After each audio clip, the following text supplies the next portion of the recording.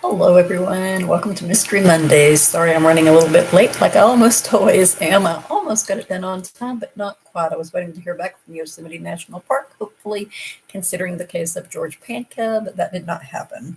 So, anyway, today I'm looking into some cases I previously discussed and a cold case of a missing man who went missing in Yosemite National Park within the United States on June 17, 2011, by the name of George Pinkett, as I said a while ago.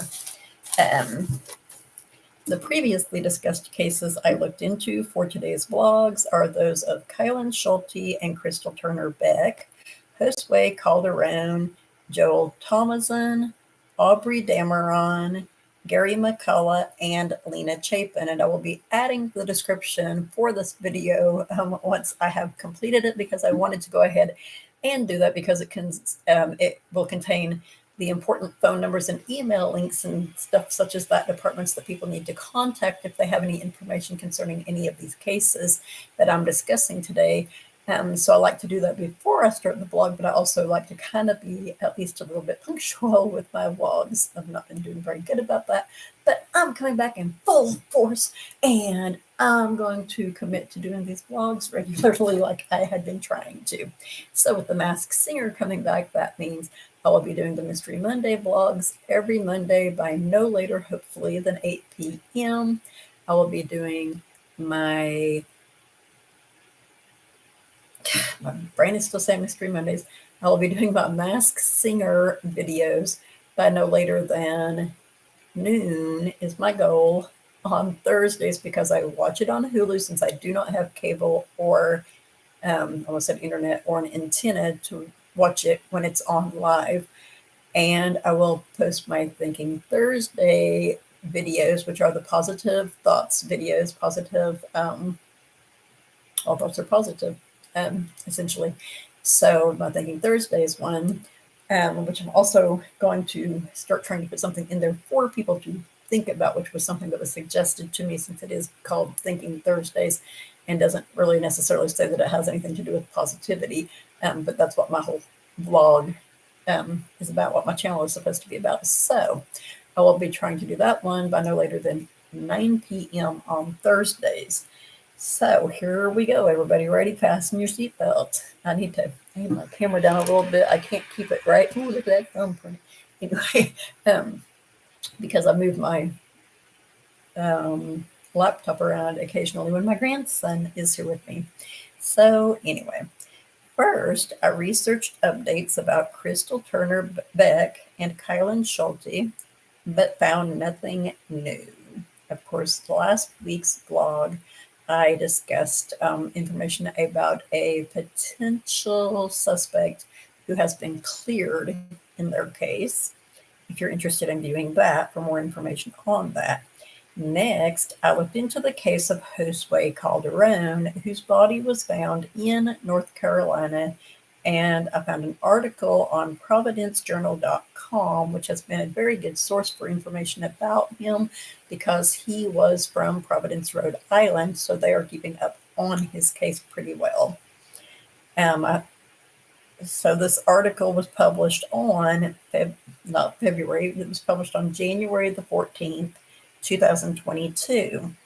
The article says Josue, who was a homicide victim from Providence, had traveled from there to Raleigh, North Carolina with two other men prior to his body being found along the Blue Ridge Parkway in Blowing Rock, North Carolina. FBI agents, along with the National Park Service, are seeking the public's help with this case. According to the FBI's investigation, Josue was traveling with two men in a 2018 silver Chevy Equinox with Florida plates KBYE 67, also known as K by 67. Got it? Yeah. They are trying to create, quote, a more detailed timeline for the crime, end quote, and would like to speak with anyone who saw the men or the SUV on October 6 or 7 traveling between Raleigh and Blowing Rock, North Carolina. So I am guessing that they decided he must have been killed on October 7th, even though his body was not found until October 9th. Josue's body was found on October 9th, 2021, after a tourist called to report a body below the Yadkin Valley overlook that afternoon, which of course is along the Blue Ridge Parkway, which is part of the Appalachian Trail. This is the body many thought was likely Brian Laundrie's, because a lot of people thought that he was on the Appalachian Trail. The victim was reported to have been stabbed. According to Josue's obituary, that was in the Providence Journal, quote, Josue loved to draw and spend time with his family and friends. He also had a passion for motorcycles, end quote. And apparently he had led a troubled life and was trying to get his life back together. And unfortunately, a lot of times when you are mixed up with the wrong people and you decide that you want to try and get your life straightened out, you don't end up surviving that. It's very sad, but it happens a lot of the time.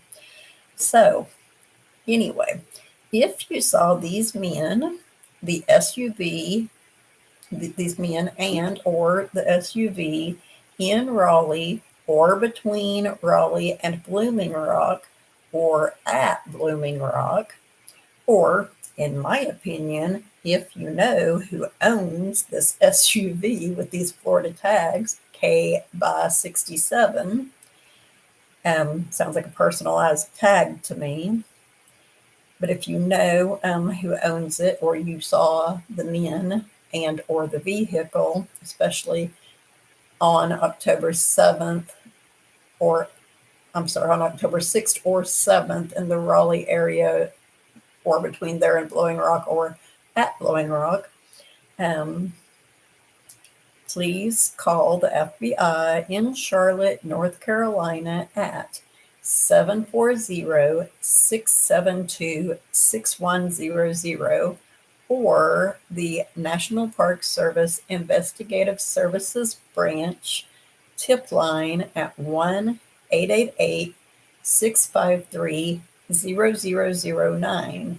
This information is listed in the blog description. It will be. I was hoping to get it in there before I made the video, but so yeah.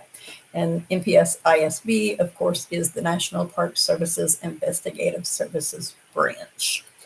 I'm going to real quick highlight the Charlotte FBI number because I need to add it to my list of numbers that I need to put in the description because I've never used that number specifically before. I also looked for updates concerning Joel Thomason's case, but was unable to find any.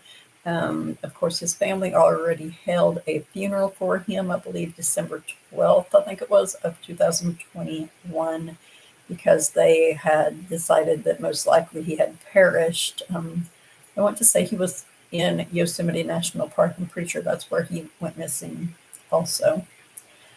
March 9th of this year marks the 3-year anniversary. That's this coming Wednesday when the Masked Singer premieres, but it also marks the 3-year anniversary for the disappearance of Aubrey Dameron from Grove, Oklahoma, near Grand Lake.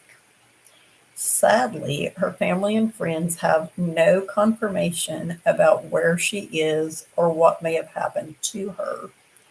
Aubrey is a transgender Indigenous woman who is 5 foot 10 inches tall, weighs about 150 pounds, and has 2 tattoos, a triquetra symbol on her back and the word shorty on her upper left arm.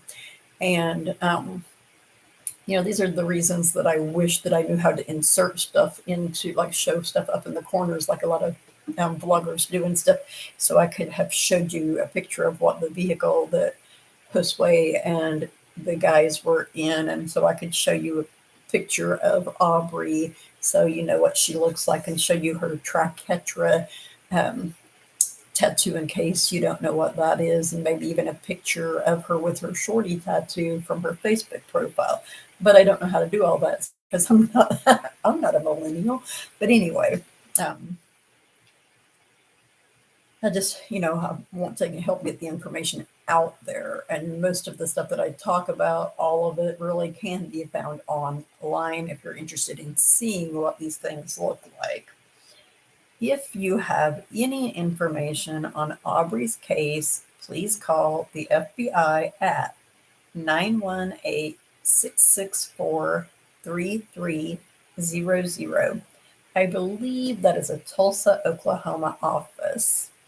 Or call the Cherokee Nation's, or call the Cherokee Nation's Marshal Service at 918 207 3800. This information is also listed in my blog description section. Will be after I get done doing this blog and do a couple of other things. So it probably will be a while. But if you have seen Aubrey or have any information about where she may be, her family and friends miss her greatly. So please let somebody know what you know. And then I checked for updates about the cases, of Gary McCullough and Lena Chapin, but found no new information aside from speculation on some popular forum sites from 2020 after the Missing Witness episode aired on the new Unsolved Mysteries. You're Izzy drinking her water. She went for a walk. Long walk with the boy, probably. But yes, so the only new things that I could find concerning the Gary McCullough case and Lena Chapin case, which I have discussed in previous blogs, 2 or 3 blogs at least, I believe. The only stuff that I could find was, speculation on some of the popular forum sites, specifically from June, July, August of 2020, which was around the time that the Missing Witness episode of the new Unsolved Mysteries was aired, and it's about their cases, primarily Lena's case because she was the missing witness, but it also discusses Gary McCullough's case. This next case is one I have not discussed before and is a cold case in Yosemite National Park from June of 2011. It's the one I was waiting and hoping to hear back from the rangers or the public relations person or whoever, the social media person, I guess it would be, that does the Facebook stuff. I almost said YouTube. I was hoping to hear back from them. I made a post concerning his case and something that I had found online that I was wanting to get verified or not. Generally, they, in the past, responded to posts that people made. The posts were made years ago, of course, because he's been missing since 2011. So I do not know for sure how long after the person made their post, the people at Yosemite responded. And I only made the post about 7 hours ago, 7.5 maybe. So I understand maybe they did not have time to respond yet, but I will discuss that more here in a minute. According to NPS.gov, George Pinka, which is actually George Pinka Jr., disappeared within the national park on June 17, 2011. Excuse me. At that time, he was 30 years old. He would be 40 years old now. Actually, he would be 41 because his birthday, I believe, was February 22nd. So, yes, he would be 41 now. So at the time, he was 30 years old. He's a white male who is 5 foot 10 inches tall and weighs about 240 pounds. And I found some stuff that said 230, but as I say, about 240 pounds. He has dark brown hair and blue eyes. When last seen, he was wearing gray sweatpants with a white stripe down the legs. And from pictures I saw, I think it actually had a either darker gray around the white or blue around the white stripe, and like on the white stripe as well. And it says that he was either wearing a black t-shirt with D and B on the front or a black tank top. And I said, it seems odd to me that whoever gave his description didn't recall which shirt he was last seen wearing. Seems to me they're pretty different. But as it turns out, he was there with a church group of about 80 people, and about 20 of them were hiking in the area that he went to, like on the trail that he went to. And I'm like, there were 80 of them in the park. They by themselves, like none of them saw him after he left the other people. But anyway, it's a huge park, so I suppose it's possible. Um, but he apparently turned around to go back to where they had come from because he was not feeling well. So I'm guessing perhaps he was wearing a black tank top under the black t-shirt with the D&B on it. So they're speculating that perhaps he took off his t-shirt and would have been wearing the black tank top. That is my thought on that, but I, of course, do not know for sure.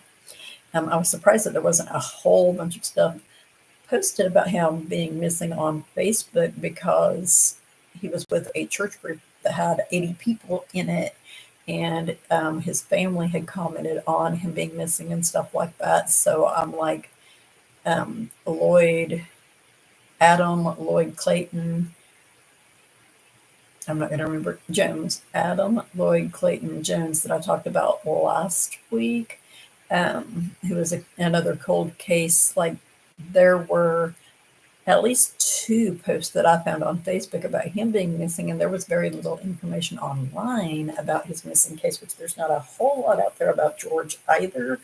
But there's more than there is about Adam. So anyway, he was also wearing gray and or blue running shoes, and I believe from the picture they are gray and blue running shoes, and I think they also have some white on them. And they do have pictures of him on the NPS.gov website and the Yosemite site. You can find the picture. I believe there's a full body picture of him on there. I think that's where it's at. So you can see what the pants do look like. And he was carrying a blue cloth bag, which according to one article had very little food and water in it, but he did have some food and water with him, just not very much at all because it was a small blue cloth bag. George was hiking with a group when he became separated and went off by himself. I was like, there's a difference in being separated and taking off by yourself. Just saying. Anyway, he was last seen at about 2:40 p.m. on He was last seen at about 2:40 p.m. on June 17th, 2011, at the top of Yosemite Falls, which seems to be where a lot of people go missing in Yosemite National Park. And I learned when I was reading a story about a guy who was miraculously rescued from the middle portion of the falls there. The North Dome is connected, I believe, to the waterfall, and that's where that elderly man who was in the park was last seen. I believe it was him at the North Dome, and I was like, well, then he may have fallen into the waterfall since they're so close together. It's sad. And according to George's family, he was at Yosemite National Park with about 20 members of his church. And as I said, I later found in another article, he was actually there with 80 members of the church, but there were 20 of them hiking the trail that he was specifically hiking. So he was with 20 of the members, although there were actually 80 members of the church in the park at that time. Late in the afternoon, they were on the Upper Yosemite Falls. They were on the Upper Yosemite Falls Trail when George decided to turn back. His cousin Teresa Mundo said he was not feeling well and apparently took the wrong trail back, which probably led him deeper into the park instead of leading him back to where they had been parked, or the visitor center, I'm assuming is where he was trying to go. Once more, why did no one else go with him? I get it, like you want to stay with your group, but if someone, like you're in a group like that and someone is like, I'm not feeling good, I'm going to go back. Why don't three of you say, oh, hey, George, we'll go back with you, seeing as especially you're not feeling well, and make sure that you get to where you need to be going. And then, hey, guys, kind of hang around here for a while and we'll catch up here to you. And after we help him go over there, you know what I'm saying? Especially the grown ups. I mean, he was a grown up, but the people about his age in the group should have been responsible enough to help him out with that. I mean, you're a church, for crying out loud. How are you going to let someone go roaming off by themselves and not get back to where they intended to go when there are so many of you there, and it wouldn't hurt anything for a few of you to actually behave like Christians and help the dude out, right? Anyway, going to go on a rant here. So yeah, he was reported missing after he didn't meet up with the group for some reason that I don't understand. They thought that he was going to meet them at a certain location. I don't really understand that part because I'm guessing if this is the area that I'm thinking of, the trail circles around and he went back down the trail. And so I'm guessing, once they had traversed the circular trail, they would have basically been where it started. So their thought was he should have been there, but he was not. So at that point, when they realized he was not there, that was when they reported him missing. His cousin stated that George was not an experienced hiker and there are mountain lions in the park, so she was very concerned about him.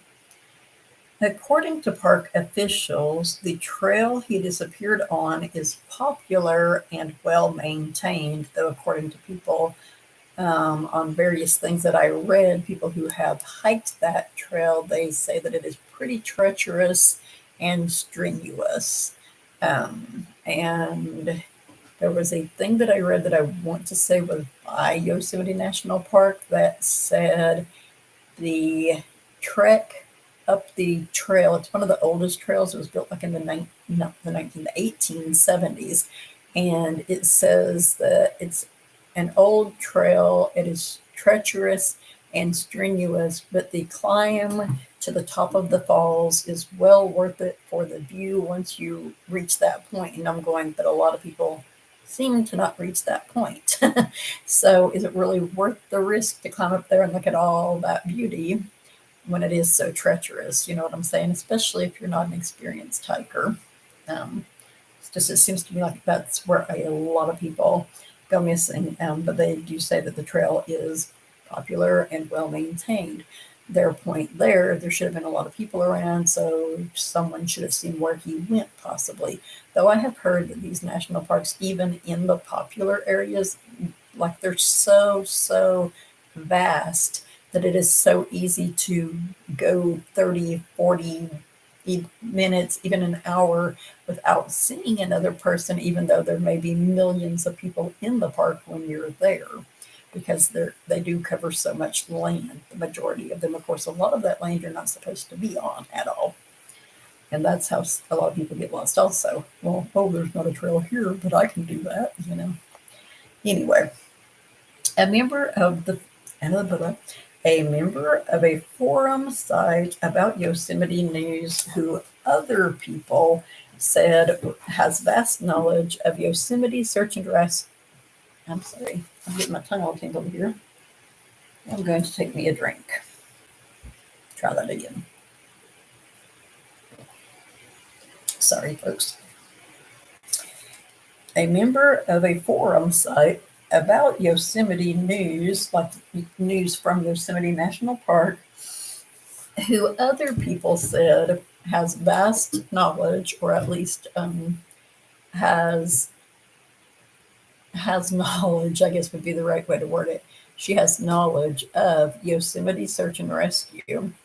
Um, and I'm thinking that that's maybe because she's part of the search and rescue team or has a family member who is. A lot of times, if you have a job like that, you're not supposed to release stuff that's not released. But anyway, she posted about a guy in sweats whom was most likely George. Someone had asked about the guy that went missing years ago, or I think they specifically said in 2011, because they were discussing the case in 2015, no, 2014, I'm sorry, where the guy had been rescued. And someone says, well, what about the guy who went missing a few years back? Was there ever any news on him? Was his body ever found? Did they ever decide what happened to him? And pretty sure that this guy is George. She replied, are you talking about the guy in sweats? That might not be exactly her exact words. I'm ad-libbing or recalling that the best I can. But then her post says, quote, they found his body at the base of the falls 10 days after he went missing. Not publicized so far as I know for some reason. End quote. So this was posted on June the 7th of 2014 after the other guy had been rescued, which I believe he was rescued May the 28th of 2014, if I recall correctly. I made a post, as I stated, on the Yosemite National Park's Facebook page trying to find out if this information is true or not, trying to get it validated, and got no response. But as I said, the post was made about 7 hours ago at this point, 7.5 hours ago, possibly even 8-ish hours ago. And I know this is a very busy time of year for them. As I said, it may take them a while to respond. If they do respond and state one way or the other, then I will let you guys know. My leaning on it is that if they do not respond at all, odds are his body was found and his family didn't want that information released. But if that is true, they identified Jane Doe's body. Her family didn't want people knowing who she actually was. The cold case website for the NPS used to say in the thing about her case being resolved, it used to say down toward the bottom of it, her identity has not been released out of respect for the family, I believe is what it said. So I don't see, like, if his remains were found, if his body was found, or even if he was found safe and his family didn't want the public knowing that, I still feel like the National Park Service on their website would have designated his case as resolved and put on there facts not released out of respect for the family or out of concern for the family or something like that, you know. So if they don't respond, I'm thinking that he was found, though, because they've responded to people in the past who have asked if he's been found yet and said that he hasn't. An individual is the last person that I saw that responded. There was one that was a post that was made like 2 years ago, and this guy's like, nope. But Yosemite National Park did not say that he hadn't been. And then I made my post today, and they haven't commented on it so far. But they may end up commenting on it. I don't know, or they might just message me, or if I don't hear from them in a while, I may message them to find out.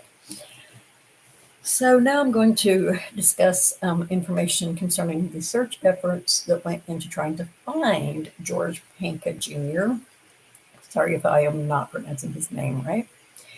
So search efforts for George began shortly after he was reported missing on June 17th, 2011, and he was last seen at 2:40 p.m. I feel like I read something that said that they did not report report him missing until approximately 9 p.m. because they were, at the top of the falls, enjoying the view, enjoying the stuff, whatnot, and the other, and then completed the trail. And then I'm sure they looked around in that area where they thought that he would be for a while, and then they had to get to where they could actually report it as well. So after he was reported missing, they did start a search for him. It was dark. It takes time to organize a good, intensive search for a missing person.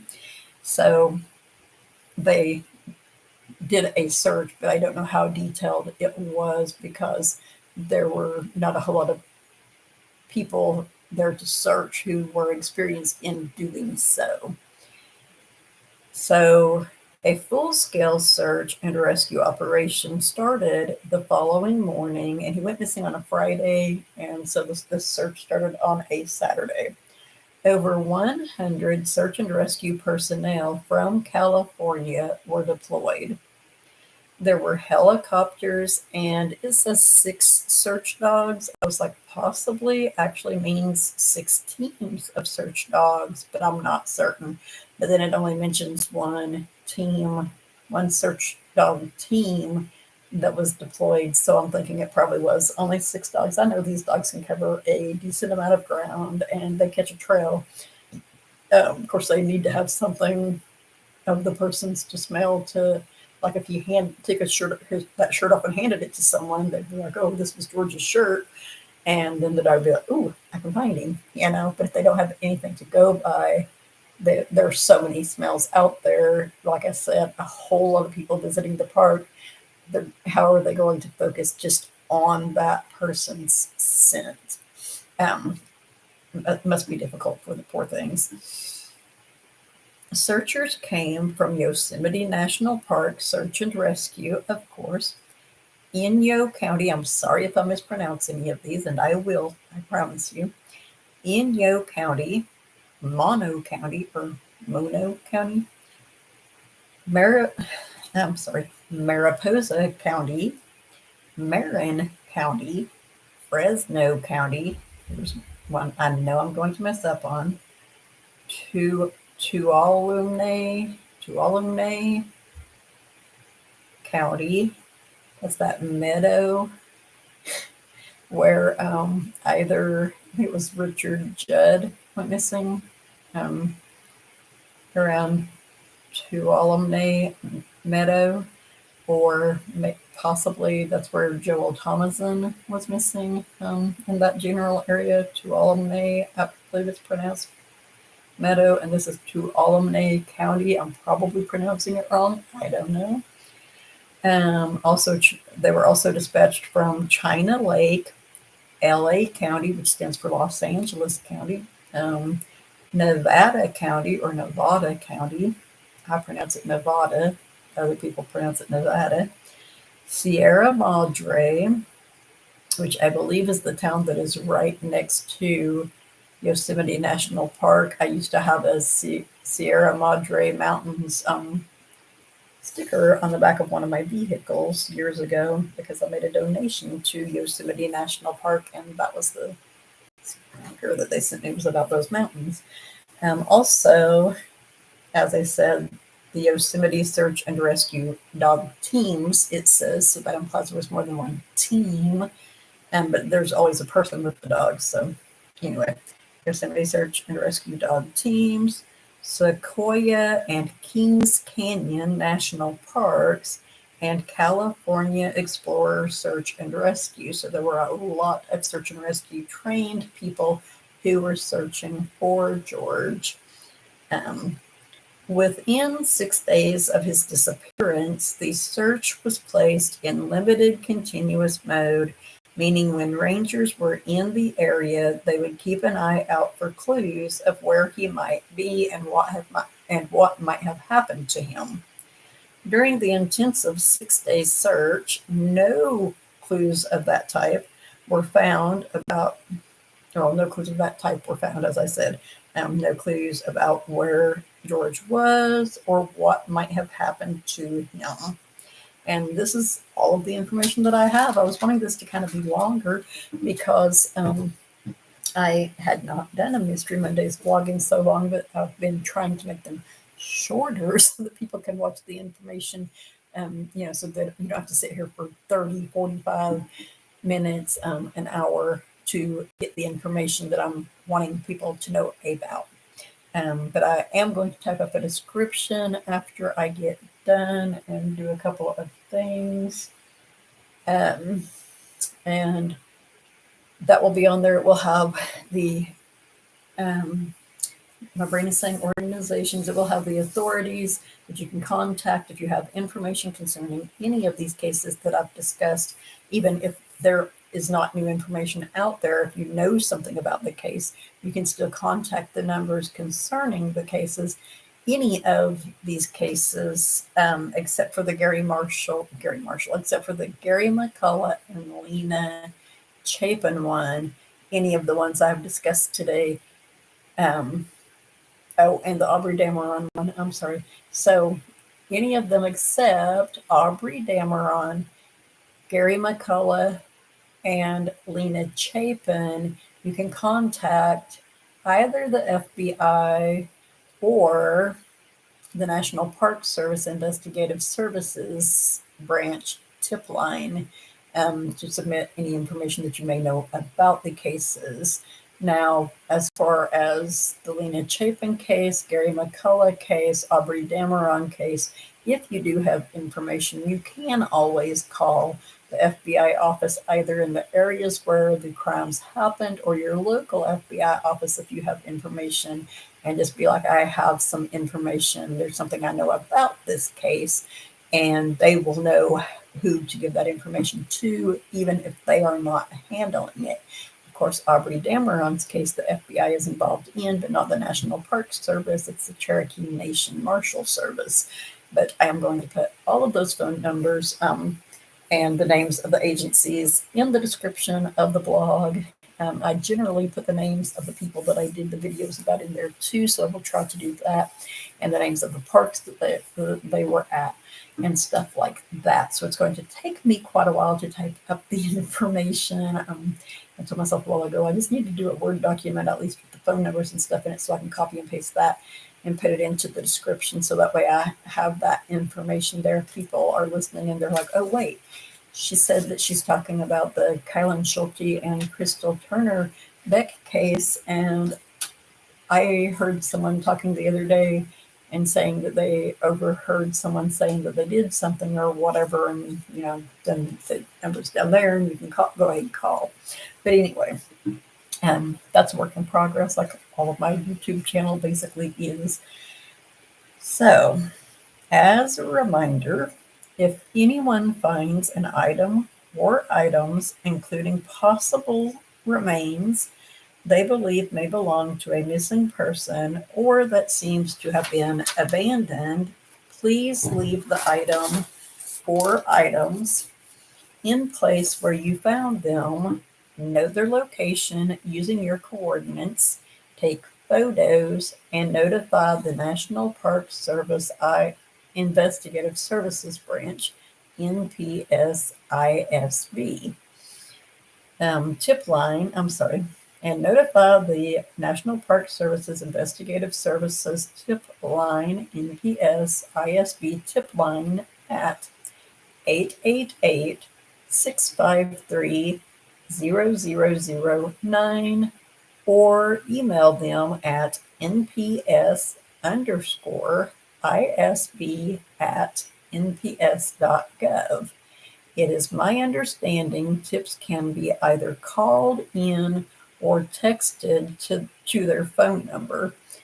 So pictures you take, you should be able to text to that phone number, but I may be wrong about that. But several of the things that I saw said you can text or call that tip line.